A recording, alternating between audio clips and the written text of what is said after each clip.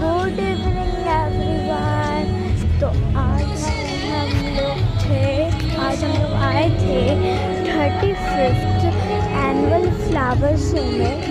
तो इसका हम लोग कुछ क्लिप दिए हैं जो 35th एनुअल फ्लावर शो था हम लोग के जमशेदपुर में।